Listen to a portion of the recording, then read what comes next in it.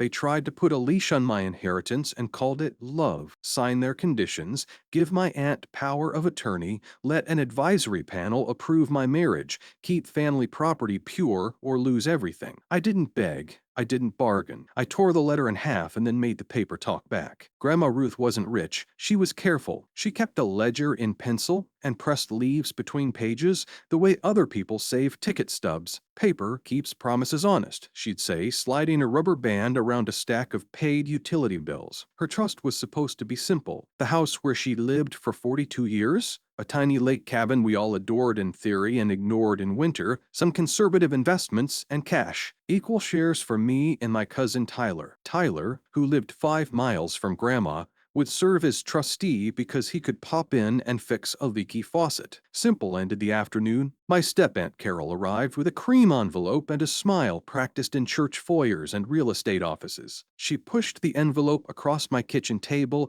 as if it were a birthday card and not a grenade. Inside was something dressed up as love and order. The letterhead belonged to a law firm. The title said, Memorandum of Family Intent. The body did not feel like Grandma. It felt like Carol. Bullet point 1. I would inherit only if I signed a durable power of attorney naming Carol for health and financial emergencies. Bullet point 2. I had to agree to seek family counsel on major life decisions, marriage, relocation, career shifts. Bullet point 3. I had to avoid divisive relationships that might dishonor the family. On the last page, in bold, lived the kicker, an in terrorem clause, a no contest threat stating that if I challenged any of it, my share would collapse to $1. I looked at the paper, then at Carol, then back at the paper. This wasn't Grandma, I said. Carol didn't blink. She was very clear before the hospital. We simply put it into proper form. I folded the letter carefully because some moments deserve ceremony. Then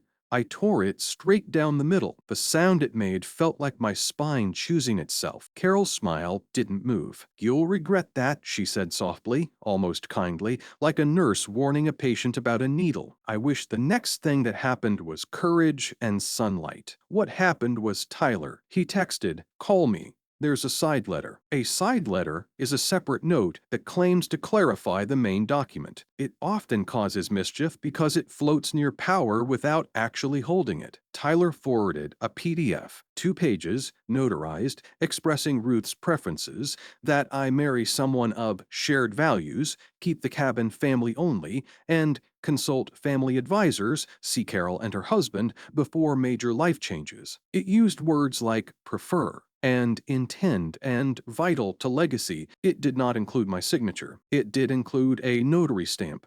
Here's the first plain English rule of this story. A notary verifies identity, not judgment. A stamp means this person showed ID and signed, not they were thinking clearly or freely. Here's the second. A side letter only has power if the main document says it does. Grandma's trust did not incorporate side letters. The trust didn't say, see additional notes. It said what it said. Why is there a side letter at all? I asked Tyler. He lowered his voice like someone afraid of their own kitchen walls. Carol said Grandma wanted guardrails, he said, especially after the hospital. After the hospital. Few words that felt like an oil slick. Grandma had spent 2 nights in the hospital that month for dehydration and low blood pressure. She'd been groggy and confused.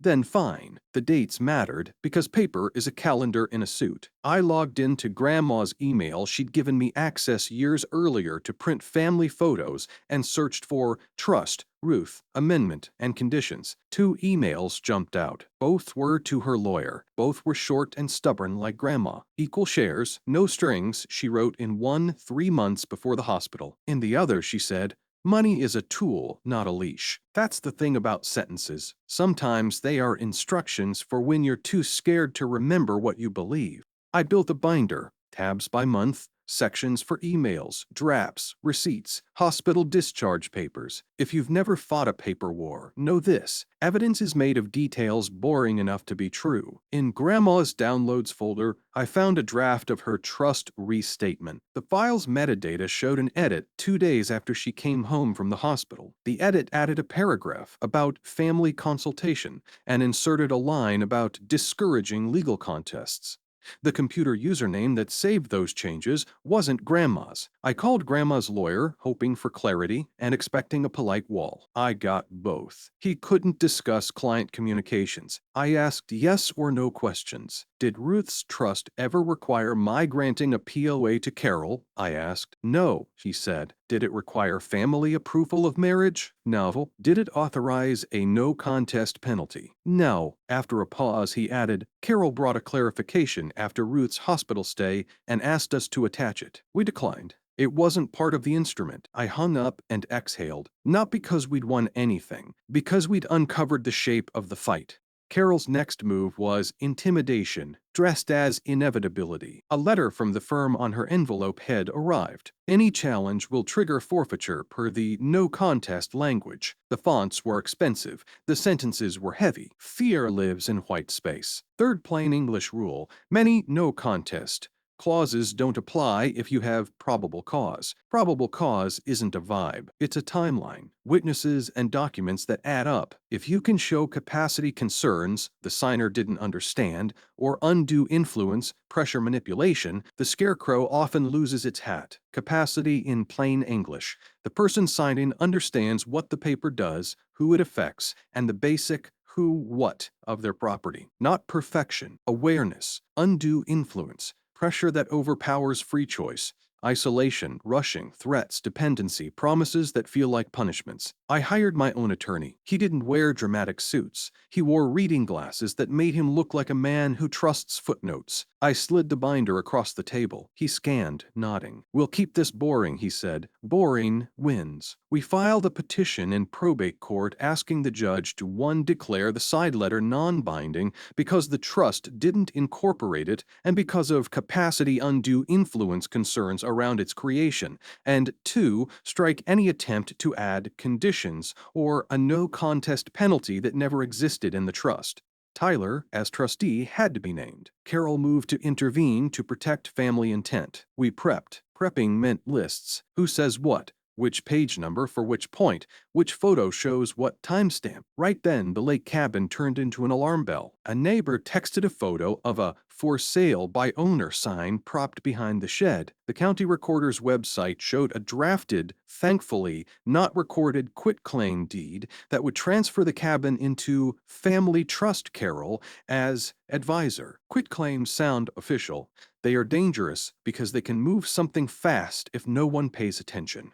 They don't prove you own a thing. They just transfer whatever interest I have to someone else. Bad actors use them because they're simple. Good actors monitor title registries. We signed up for title alerts on the house and the cabin so any filing would ping our phones. It took 10 minutes and lowered my blood pressure 10 points. I met Tyler for coffee. He looked older than last month. She cornered me, he said. She said you're impulsive. She said Grandma was scared you'd marry wrong and sell the cabin to strangers. She said I was failing as trustee. Your job is to follow the trust, I said. Not Carol, not me. I thought if I stalled, she'd calm down, he said. Paper doesn't calm down, I said. It just waits to be filed. Grandma's lawyer's paralegal called after hours. You could hear the emptiness of a closed office in her voice. Ruth was lucid when she executed the trust, she said quietly. 2 days after the hospital, she wasn't. Curly brought her in with a clarification. Ruth asked me twice, why are we here? We declined to attach anything. Will you testify if subpoenaed? I will tell the truth, she said. It was the kind of sentence only a paralegal says, like a promise. Courtrooms are refrigerators for emotion.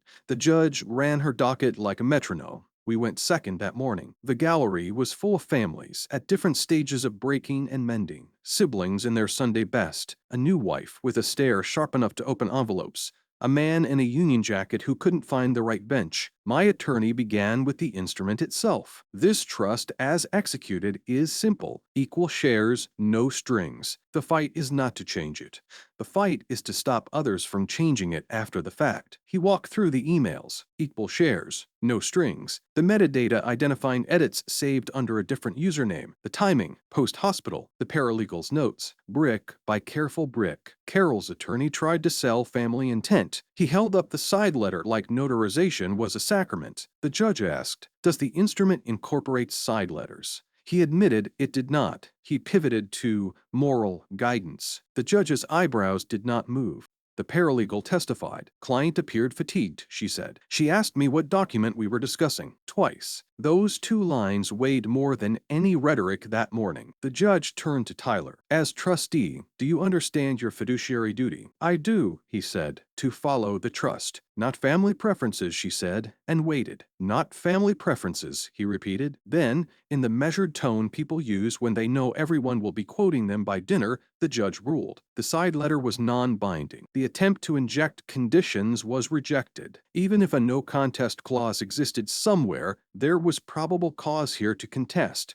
Given the timing and evidence of confusion, she reminded Tyler of his duty to manage the assets neutrally and transparently. Carol did not explode. She deflated. The look she gave me wasn't hate. It was violation, like I'd broken a rule by insisting paper be what it claimed to be. You think a ruling is the end. It's not. It's just the first time you can sleep without dreaming in legalese. A week later, Carol invited me and Tyler to a family mediation. I showed up because sometimes the fastest no is a short meeting. The mediator was her church friend. The agenda slid across the table had items like communication norms, family image, and pre-approval of major life events by advisory panel. The advisory panel was Carol, her husband, and the church friend. It was the conditions letter without a law firm header.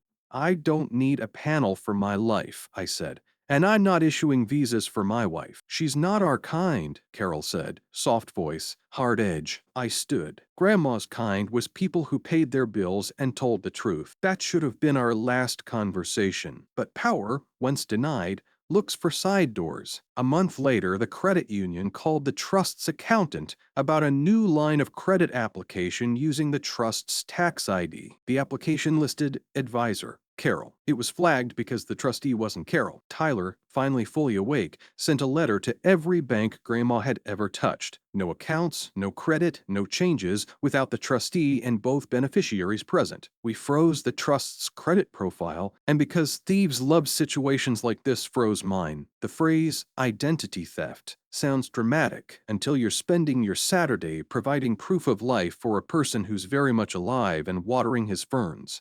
Meanwhile, I tackled the parts of an estate that don't make it into movies, but decide whether peace lasts.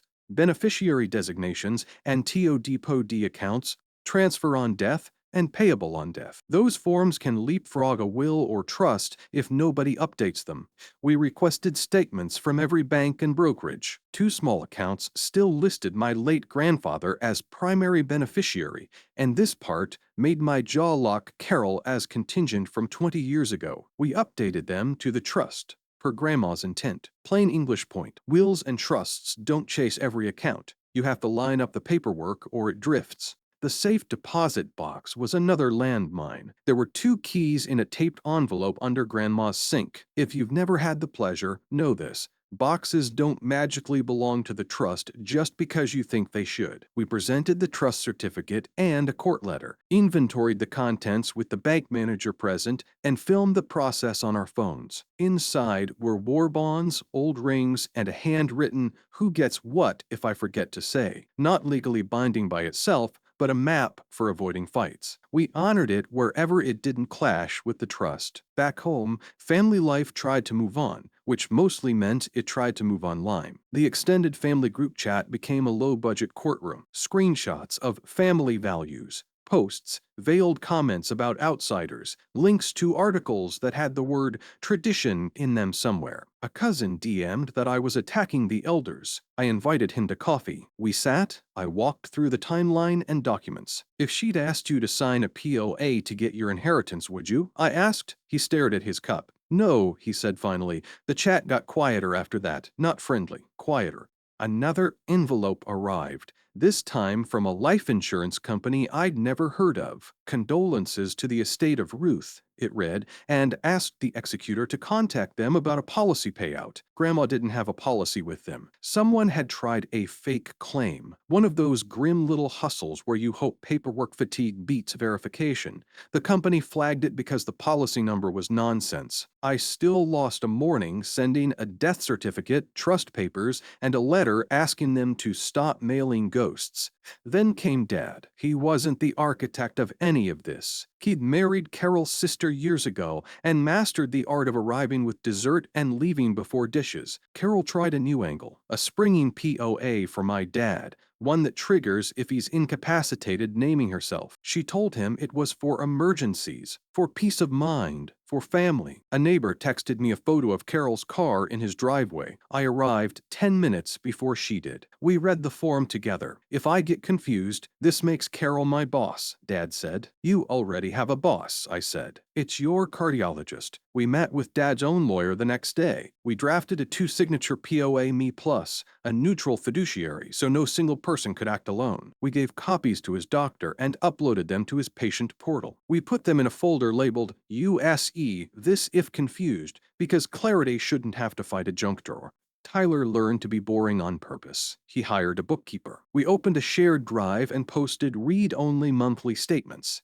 Bank, brokerage, property taxes. We scheduled 2 15-minute business-only calls per month. Same time, same link, no surprises. When people say transparency, this is what they should mean, the kind that puts temptation out of a job. Carol didn't apologize. She pivoted. Her new tactic was advisor fees. She emailed Tyler a schedule of reasonable compensation for her support in preserving family values, including line items like time spent at mediation and research on moral safeguards. Tyler's reply was a single sentence. The trust does not authorize paying you. That was the day I stopped resenting him for taking so long at the start. That was the day he became the trustee Grandma thought he could be. The cabin sale closed in a title office with carpet designed to hide coffee stains. We initialed tiny boxes that looked like fields we were planting logic into. The buyer signed, the escrow agent explained, the numbers balanced, and boredom did its quiet work. Tyler and I shook hands in the parking lot. No speeches. We kept the house for now. We fixed the roof, replaced the porch light Grandma had taped together, and spent 3 Saturdays sorting the basement that smelled like time. I found the original deed in a manila envelope under cookbooks, and tucked behind it, a note in Grandma's slanted cursive. Tyler, remember the shed door sticks. Evan, remember paper keeps promises honest. Both of you, this place is for rest, not tests. R. I taped the note to my fridge. It became a compass. Every time a new letter arrived from Carol, from a bank, from anyone who liked important fonts, I asked, is this about rest or about tests? If it was a test, the answer was no. On a Sunday afternoon, Carol tried one last door. She sent Dad a group text with an event invite, Family Advisory Council. The description said we'd be resetting norms and protecting legacy. I replied in the thread, the trust has a trustee. Dad has a doctor and a 2-signature POA. There is no counsel. She left the chat. The silence tasted like relief. Here's what never makes it into the movies. Closing the loops. We notified Social Security of Grandma's death. The funeral home had, but I confirmed, overpayments can claw back from beneficiaries. We closed 2 old store cards in her name and confirmed no residual balances would hit the estate. We updated homeowners' insurance to the trust and added me and Tyler as insured parties because a kitchen fire doesn't care about probate language. We added a do not solicit note on her number with 3 mailhouses. The junk mail slowed. Peace grew. I married the woman Carol didn't approve of. She's patient where I am abrupt, decisive where I hesitate. We wrote a postnup, a post-marital agreement, so that if life gets messy, money won't have to. If that sounds unromantic, spend a year with binders and bank managers and tell me where you want the romance to live. Forgiveness? I tried it on like a jacket I wasn't sure fit. I forgave Tyler because he finally held the line. I forgave Carol enough to stop letting her set my heart rate. Forgiveness didn't make us a warm family. It made me a person who could enjoy a Saturday again. Sometimes I open the folder where I keep the first letter, the one I tore up. I taped the pieces back together, not to keep the thread alive, but to remember the sound they made. Paper tried to become a leash. Paper also became a shield. Which one it is depends on who holds the pen and whether the room is bright enough to see what's on the page. Grandma's headstone sits under a maple that drops leaves like confetti every October. When I visit, I don't give her updates on dollars. I tell her about the systems we built, how boring they are,